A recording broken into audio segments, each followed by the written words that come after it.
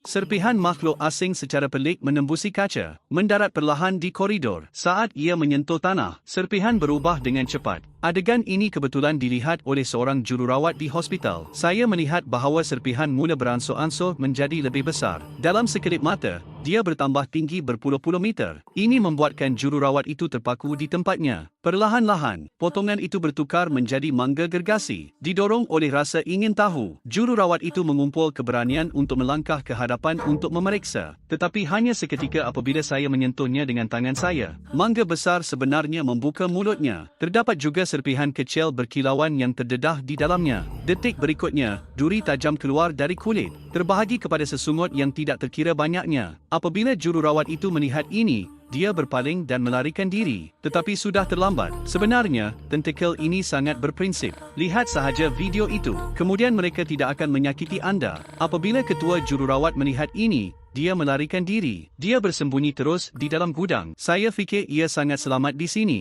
Tetapi saya tidak pernah menjangkakannya. Sesungut masih menghidu nafasnya. Yang lebih pelik lagi, sesungut ini membiak dengan sangat cepat. Tidak lama kemudian dia mengawal semua orang di hospital. Sesiapa yang terkena tentakel, anda akan kehilangan kesedaran dalam sekelip mata. Saya melihat sesungut merembeskan cecair keemasan, menekat kuat pada otak manusia. Ia tidak mengambil masa lama untuk ia menyerang seluruh badan, sehinggalah muncul seorang lelaki misteri. Dia seolah-olah mempunyai kuasa sihir. Menakutkan sesungut ini, mereka mengambilnya kembali satu demi satu, dan pada kelajuan yang tidak dapat dilihat dengan mata kasar, cepat-cepat bertukar kembali kepada rupa asal. Kemudian semua orang kembali normal. Tapi yang peliknya, mereka tidak tahu apa yang baru berlaku.